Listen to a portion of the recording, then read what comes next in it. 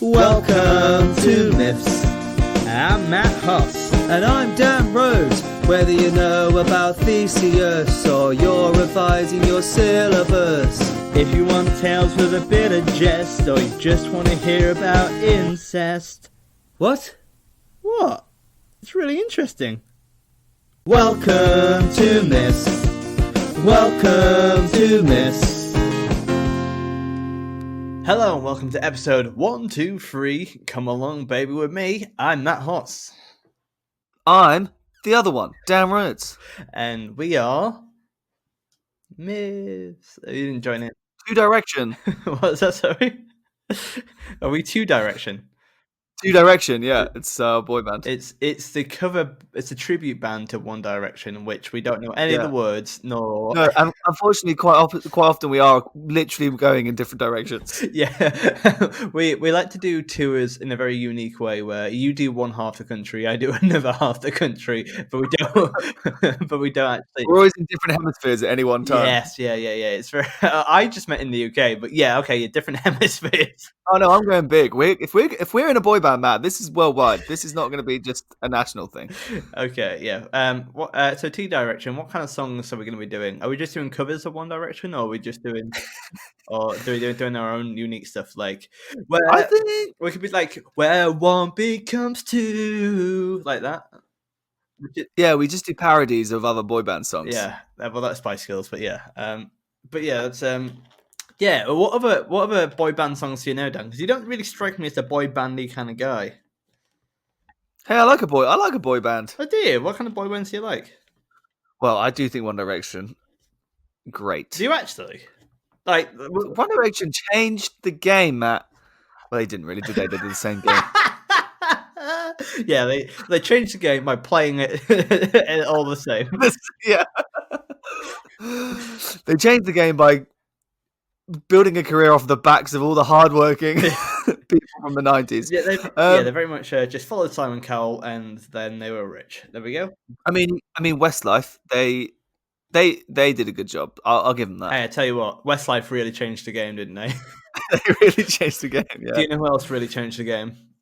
The Beach Boys. They changed the game as well. They started the game as well. Well, they actually, I guess that actually is probably true. That wasn't even a joke, was it? No, I just tried to go all the way back, but yeah, ruined my own joke, hoisted by my own petard. Anyway, Dan, guess what's brand new for me? Oh, well, last week you had a brand new niece in the world. Yes, but dare I say, this is probably more important, I would say. Oh, more important? Yeah, this is serious life news for me. Oh, it's going to be about your chair, isn't it? How did you know? Yeah, it is about my chair. Do you want to tell people about my new chair? I don't know, Matt, because you called me the other day and kept going on about it. It's really good. It's my new, what it is, it's my new computer chair. So it's made by Secret Labs. It's got a Batman insignia on it. It's special edition. I pre-ordered it, and it's the most expensive chair I've ever bought in my life. But it fully reclines. I'm going to do it live on air right now. Do you want to hear it? You want to hear me fully? Yeah, please. All £310 worth of recline. Ready for this? 3, 2, 1. Oh, relaxing. I'm fully 180 degrees right now. It's live action. Do I sound more relaxed in my dulcet tones? Well, I didn't hear any difference, and I think that maybe reclining a chair isn't. Again, we've missed what a podcast is, haven't we? We've done it again. Oh, alas. You know what? In the early days, it was you who forgot what a podcast was, but 'tis I who forgot what a podcast was now. But I think you can hear how relaxed I am. You're not going to fall asleep, are you, in your reclining Batman chair? No. I could do, because that's one of the many perks of a Secret Labs chair, but I'm not, because I'm an utter broadcast professional. Now wait whilst I get up. Oh, there we go. In what, how much did the Batman insignia sell the chair for you? Oh, well, I almost got a Joker one, which looks too intense, but my girlfriend says she would not like that in our future house. So that was the kind of vibe we went from. Not having a future house right now, but kind of thought, if it's going to stay around for many years, so let's and also the Batman. This is an investment chair. It is an investment chair. The amount of hours I sit down on this computer, I deserve the comfort. You know what I mean? No, actually, it's good for your back, to be fair, to have a proper It chair. actually probably is. And yes, and so yeah, everyone else might be having marriages or getting houses or having babies, like my brother. Not me. I have a new Batman chair. Take that, losers. Did you try and get your mum to love the chair as much as she loves Alex's new Yes, human baby? yes, I do. It's like, Mum, sit down on the chair, give it a cuddle, to talk to your new granddaughter. Yes, it's very nice. Her name's Clarissa. Thank you very much. Actually, it will be called Barbara because that would be Batgirl. Barbara Gordon, I think. Yeah. Anyway, is that too nerdy? Potentially, Yeah, yes. yeah, potentially. But I did go and see my niece, socially distancing, over the weekend. That was very nice. But with that in mind, Dan, is there anything else new with you? What's crack-a-lacking with you? Because last time I just talked about the baby. I'm really sorry. How are you? How was your birthday? How's things going with you? Oh, thank you for asking, Matt. 14 days after all that mattered. Well, I did ask last week, but Yeah, you did. but I didn't send you a gift, and I forgot. I still forgot to send you a gift. So, never mind. Never mind. I thought your gift was the gift of friendship. Oh no, I refunded that. Yeah, I was going to say, if you didn't, I would. Yeah. So, what have you been up to for the last 2 weeks, then? I have been. Oh God, so many things. Is it actually? Well, it is if you think about how many little things I've been doing every day, but they're not anything different to what I've been doing the day before that, or the day before that, or the day before that, or really anyone else is doing. Yeah, I think. I think you. Are you depressed, Dan? Have you got into unemployment blues? No. No. Are No, you I sure? really haven't actually. Do you know what? Because how often do you get the chance to not have to get up and go to work Monday to Friday? Absolutely. Well, yeah, for sure. Actually, well, the thing is, what I really enjoyed about lockdown the first time around is that I didn't have any work to do, but I mean, I got to finish. I got to finish my book. I got to finish. I got to finish. I got to start Twitch and start a festival as well. And without that lockdown, I wouldn't have had the time to do any of that. Do you know what I mean?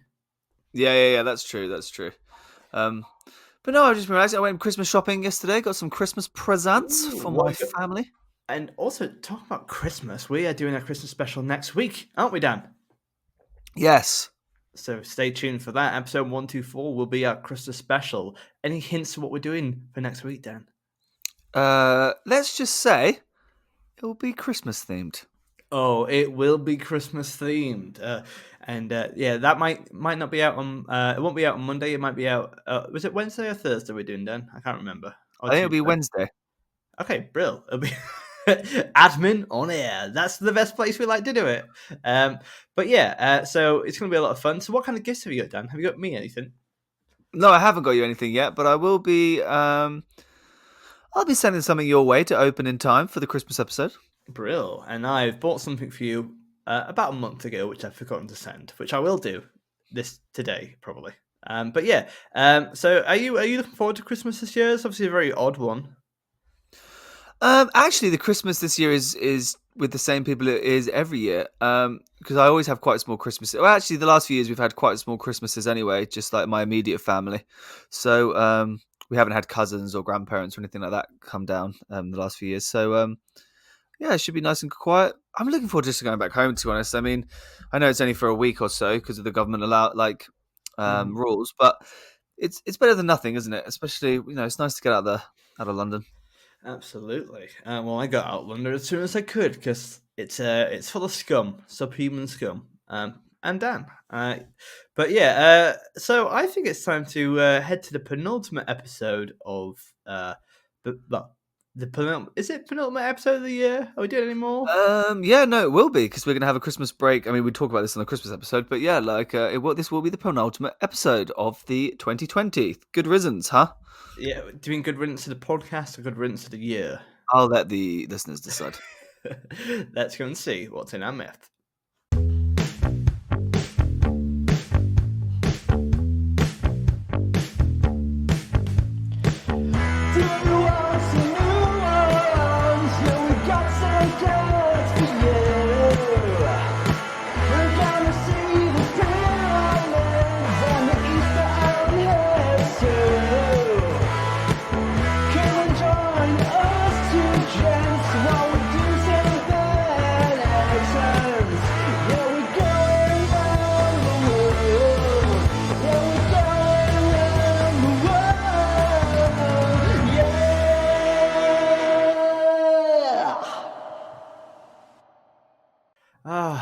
Daniel, we are in the world of the Aztecs right now, aren't we? We are still.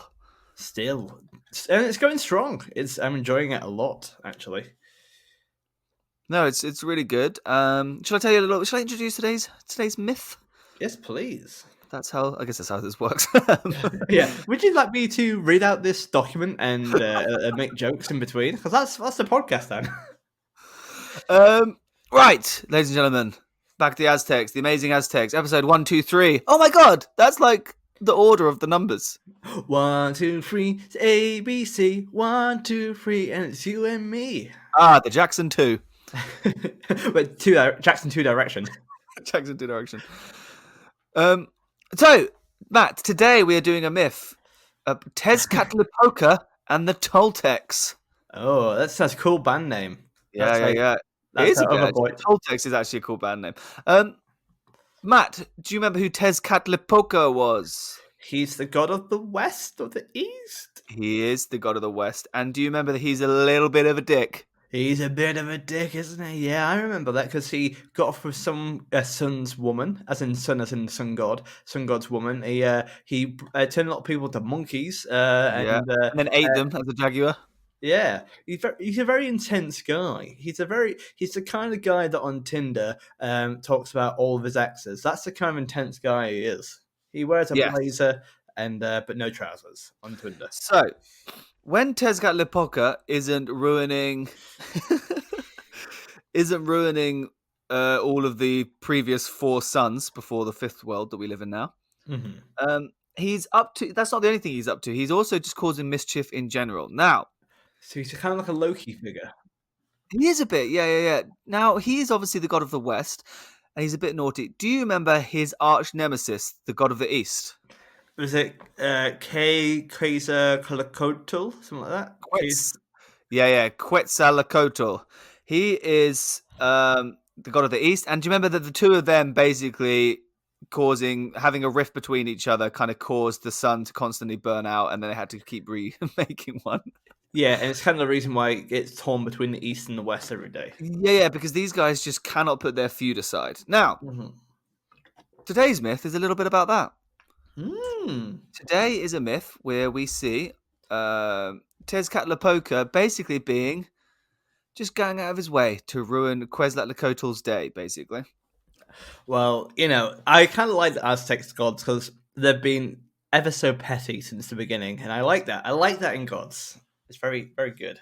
Now, Matt, I will warn you, at some point during this myth today, there will be, and I know you love this, there will be dialogue. You're going to have to do some voices. Yes, thank you very much. I haven't done a voice in this for a while.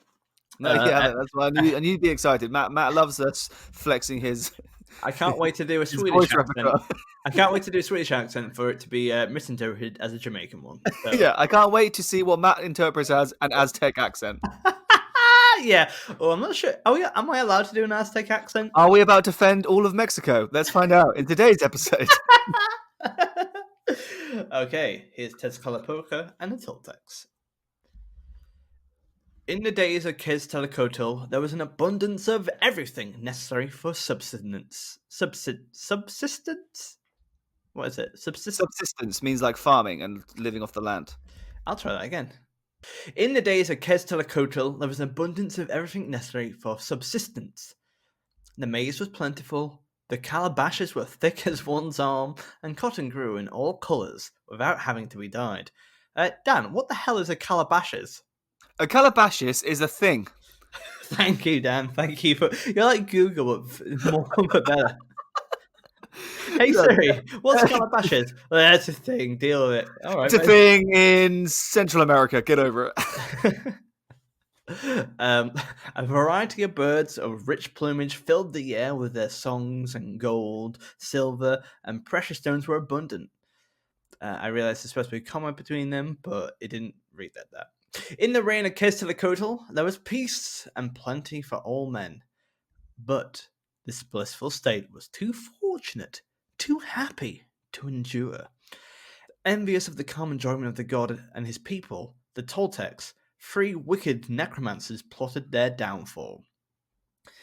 The references, of course, to the gods of the invading Nahua tribes, the deities Huitzilopochtli, Titluquahan, and Tezcatlipoca, and Tlacahupan. Wow, wow, that's hard. That was really hard. Damn, what? Can you? Did I get those names right? I think you did. I think Titlichahuan is just another word for Tezcatlipoca. So Right. actually, it's just. Yeah. Do you remember who these gods are? By the way, we have met those guys before. Hmm. I can't remember. So Huitzilo I do, but I can't So remember. Huitzilopochtli, he's the guy, the god of war. Ah, Do you cool. remember the Yeah. hummingbird of the south? Yes, gotcha. Yeah, yeah. He's a South god. Yeah, Tezcatlipoca is obviously the main star of this myth. He's obviously the West. He's a bit of a dick. And then Taxlalahupan, he is It another sounds. one. It kind of sounds like we are doing Doctor Seuss characters. Tats on a hoopan. Wait. I'm not scrolling up to the previous myths to find out who he is. I'm not doing that, man. I know this off the top of my head. Hey, I know that. I know you Come know. on, I know this off the top of my head. Do you know who we haven't heard from a while, Dan? Sorry, I don't know why I'm doing a Native American chant. Look, I'm on the spot. I don't know who T'Challa Hoopan is. Okay, can we just maybe we'll just pretend like just carry on like we know. Okay. Hey, Dan, I actually know who he is. Oh, who is he? Tetsula Hoopan is actually the god of calabashes. The He god is of the god of things. Calabashes. Yeah. Which I will Google at some point when I can be bothered. Next week. Or whenever the Yeah. league table's finished. Whenever that is. Sorry, just before we go on, I love the idea that it's a year's time. We're in episode 200 or something, and I'm like, oh, by the way, Matt, I Google what Calabashes was. I was like, I'd forgotten what that is. Yeah, exactly. Right, so basically, can I just say already we're off to a winner with this myth because Quetzalcoatl, the god of the East, has created a beautiful world, and the people that live in that world are called the Toltecs. Mhm. These were like people that lived before humans, basically, What do you reckon it looked and like? probably, I mean, they're like I think the Aztecs refer to them as the ancients as well. The Toltecs, they're like a beautiful civilization, where like a Oh. utopia, basically, and I love that this utopia is going so well that the three evil gods are like, nope, I'm gonna ruin this. This can't. This is too good. Something doesn't feel right. These people are Uh, too happy. These laid evil enchantments upon the city of Tolan, and Tezcatlipoca, in particular, took the lead in these envious conspiracies. Disguised as an aged man with white hair, he presented himself at the palace of Quetzalcoatl, where he said to the pages in waiting, "Do you want to do the voice of that?" Yeah, so hang on. I've got to do the voice of Tezcatlipoca pretending to be an old man. So it's not going to be Yeah. Tezcatlipoca's voice. No, you're going to be an old man, please. Yeah. And I need to not be offensive. Yes. Oh, no. What accent should we do? Come on. What accent should I do for the? What about if I do like a distinguished Spanish accent? Yeah. Okay. I think that's fine, right? I mean, I don't know why you'd have a Spanish accent when they haven't conquered the Aztecs yet, but Well, yeah, foreshadowing. Why not? Oh, I'm just going to sit in my shame chair. Okay, here we go. Tezcatlipoca, disguised as an old man, coming down to Toland, the land of the Toltecs, presenting himself at the. Pray, present me to your master, the king. I desire to speak with him. The pages advised him to retire, as Quetzalcoatl was indisposed and could see no one. He requested them, however, to tell the god he was waiting outside. They did so, and procured his admittance. On entering the chamber of Quetzalcoatl, the wily Tezcatlipoca stimulated much sympathy with the suffering god king. What accent should I do, Dan? Well, he's a god at this point. He's actually in god form, so he's a god Okay, king. I'll do a god king voice. Okay, something quite renowned and quite, like very spiritual, I'd say. Yeah, man, how are you doing, No, wait, my son?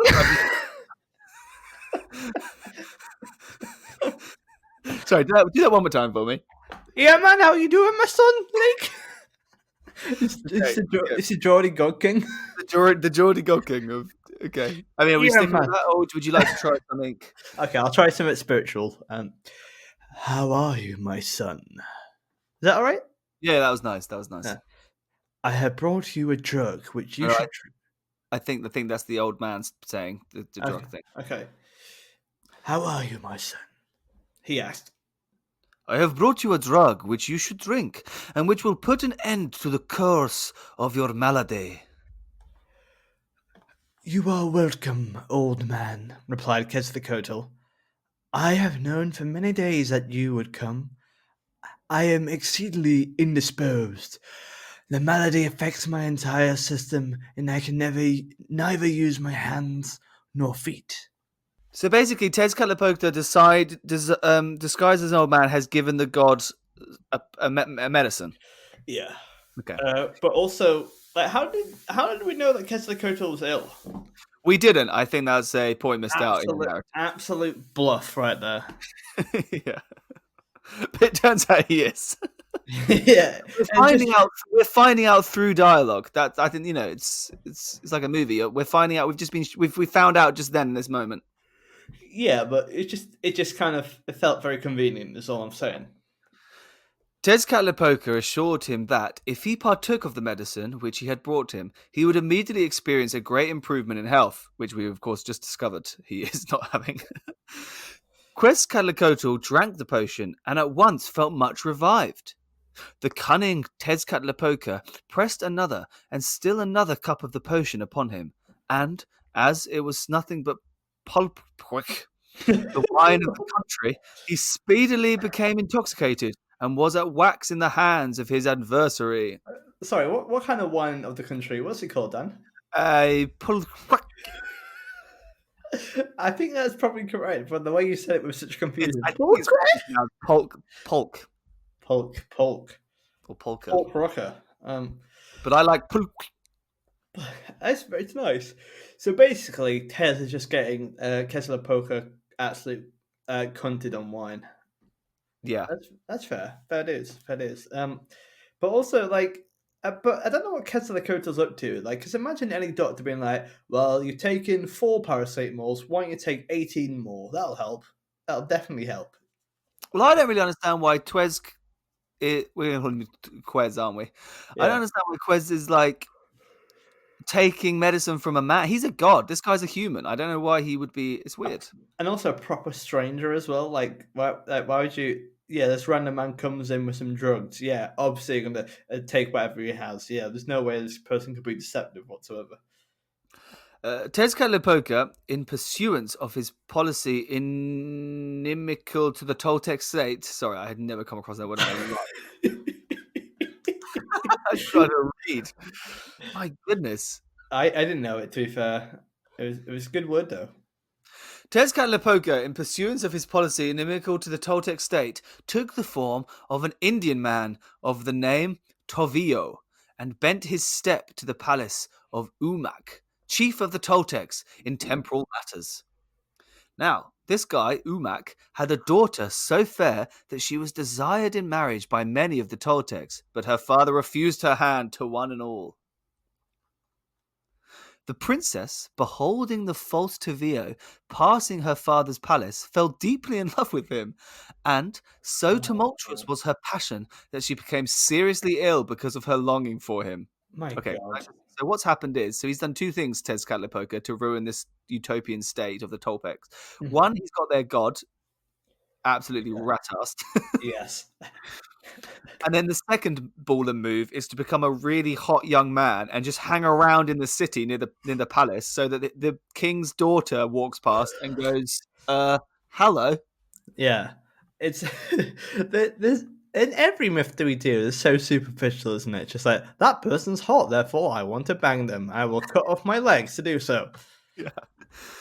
Umak, hearing of his daughter's indisposition, Pull cape. I'll try that again, but nail it. Yeah. Go for it. Umak, hearing of his daughter's indisposition, bent his steps to her apartments and inquired of her woman the cause of her illness. Oh, woman. Jesus Christ. Right?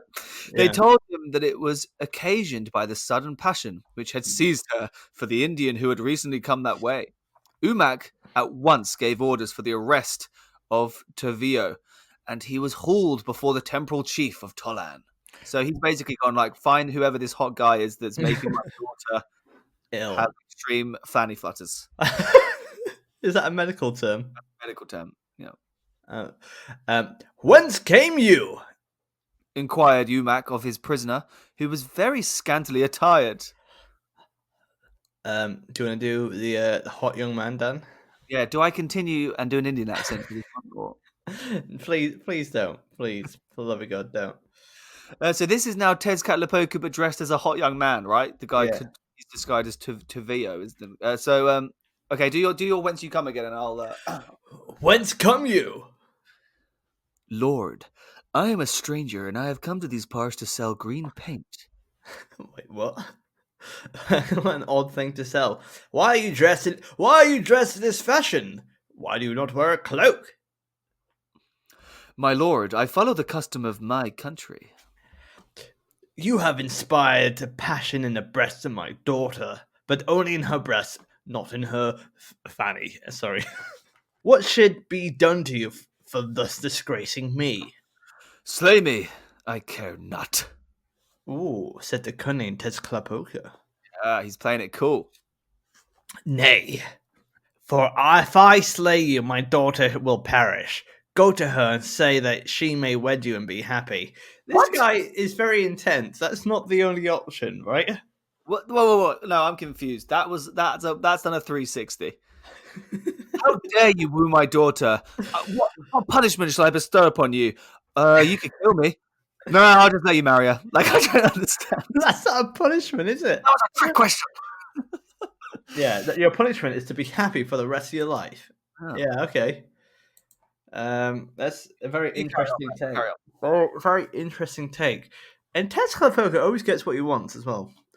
Anyway, now for the manager Torveo to the daughter of Umaic aroused much discontent among the Toltecs, and they murmured amongst themselves and said, "Wherefore do Umaic give to his daughter to the Surveyor?" That's what the Toltecs sound like. They are utopian, but they sound ridiculous. All right, I'll do a proper voice. Wherefore did Umaic give to his daughter to this Toveo? That was quite a good accent, actually. Actually, it would sound like that because if you live in a utopia, you've never really had anything go wrong. Yeah, it's all quite chilled out, you know. Umaic have got wind of this murmurings, resolved to distract the attention of the Toltecs by making war upon their neighboring state of Coatepec. I mean, like, hold on, like, so your distraction technique is a war. That's pretty intense, right?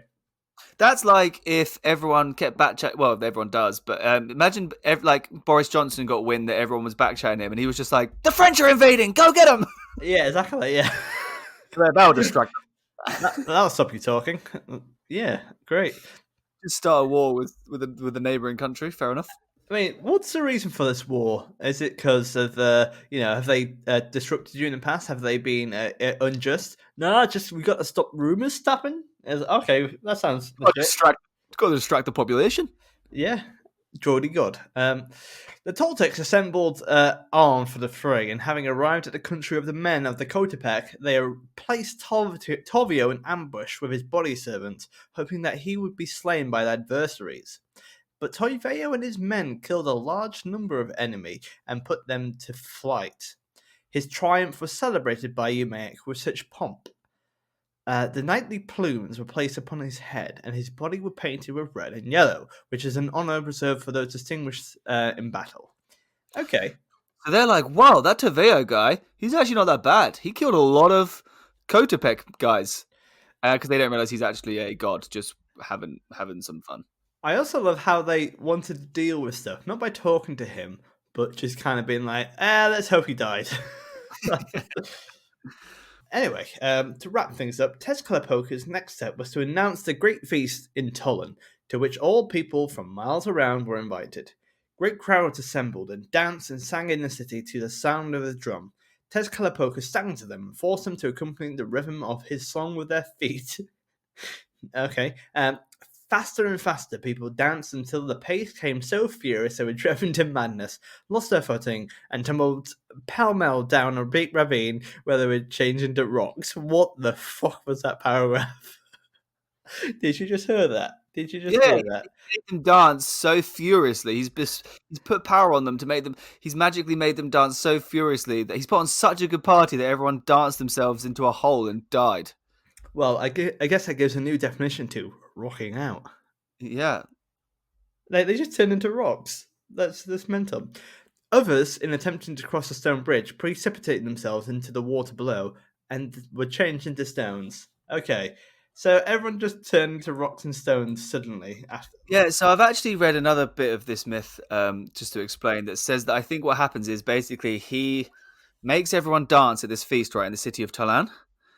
And he Okay, makes them dance so furiously that cracks start opening up in the floor and they fall into the ravines and start dying. Well, they turn into rocks, but they start dying. And people witnessing this are like, oh my God, and chaos ensues and everyone starts fleeing out of the city.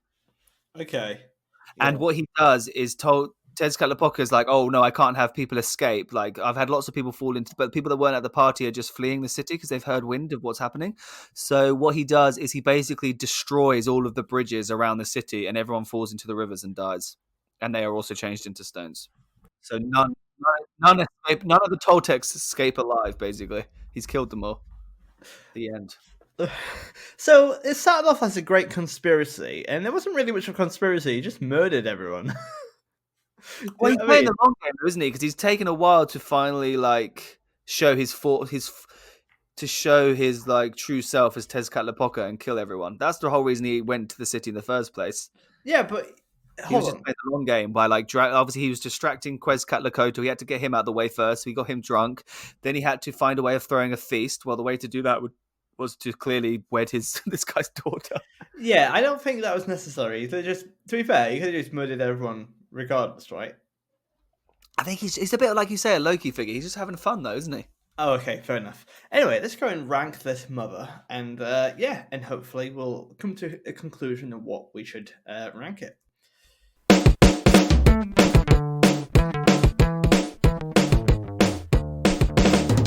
As ever, we rank it on four sections. There's life skills, there are morals, there are creativity, and WTF. And so that's they're all marked out of 10 for a total of 40.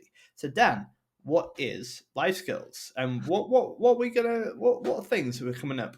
Life skills are the practical things we've learned. We've Hmm. learned how to get someone drunk. Yes, we learned how to plot and conspire. We've learned how to disguise yourself as someone else several times. We learned how to grow calabashes. Yeah, I'm actually googling that right now, by the way. Oh, Um, thank you. we've learned how to woo someone. Yes, both Kessler-Pokel and also the Maiden Fair. Um, we also learned how to give out a good punishment, Yeah, we learned how to kill many people in battle. We know how to start a war. and we learned how to throw people into a ravine. Yeah, and we learned how to make people dance so hard at a party that we Yeah. learned how to throw a party so good everyone breaks the floor and dies.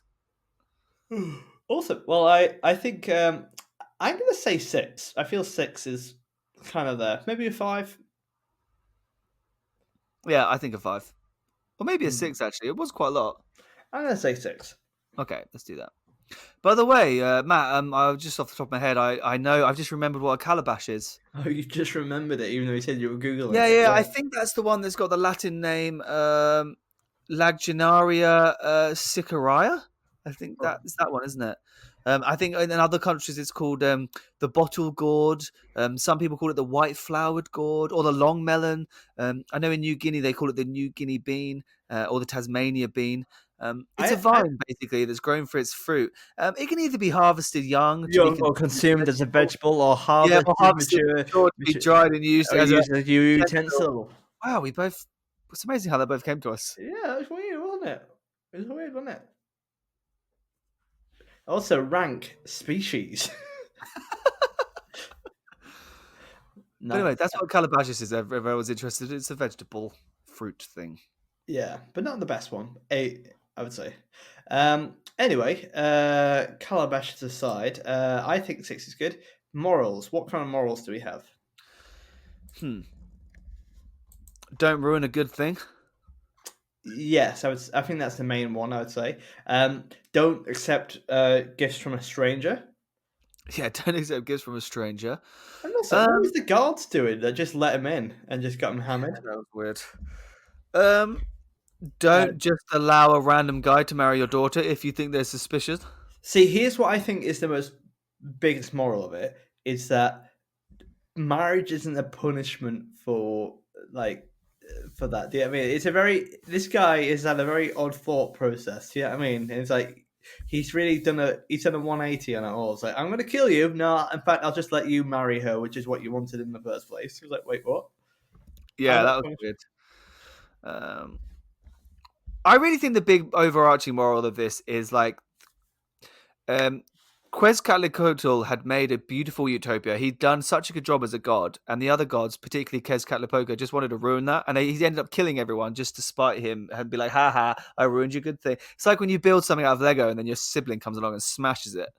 Yes, I think that's absolutely the vibe actually, and it kind of yeah, I just think it's very petty this whole myth, and there's a yeah, I feel there's a lot of similarities to the Egyptian ones. To be fair, I feel it has a similar kind of raison d'etre. Do you know what I mean? But he's definitely more of a Loki vibe if we're going to draw Yes, comparisons. absolutely. What do you think of morals, Matt? I think four. I would agree.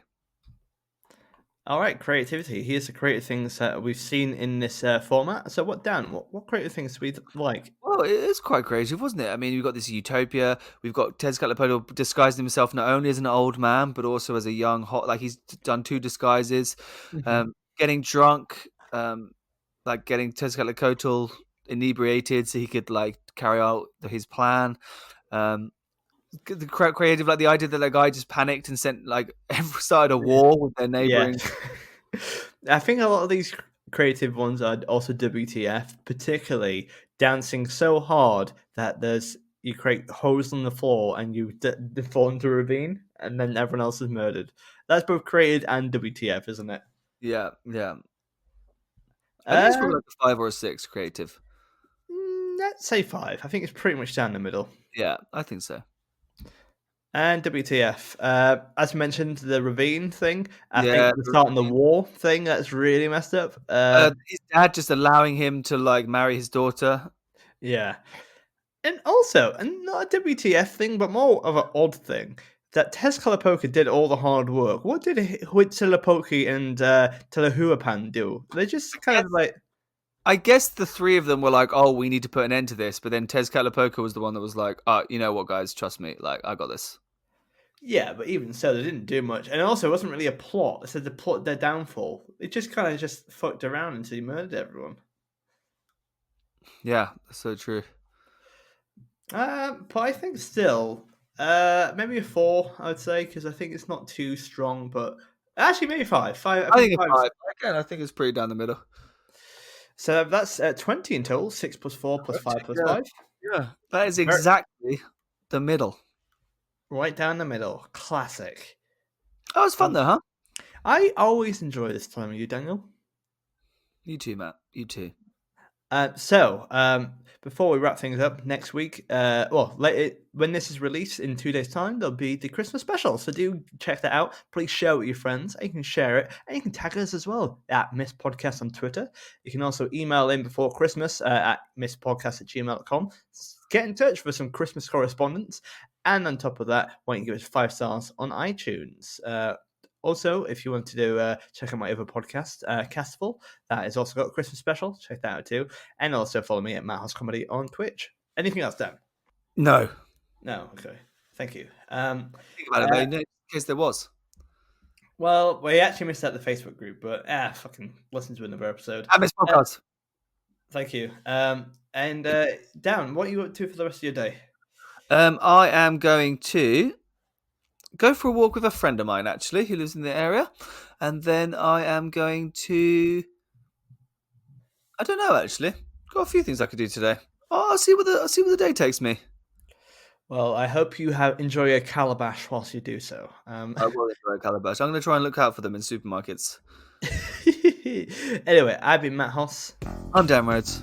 and this has been From My Gaming Chair. I'm going to recline back and we'll say goodbye. Alright, 3, 2, 1. Bye! Bye. Oh, it's really far back. Myths.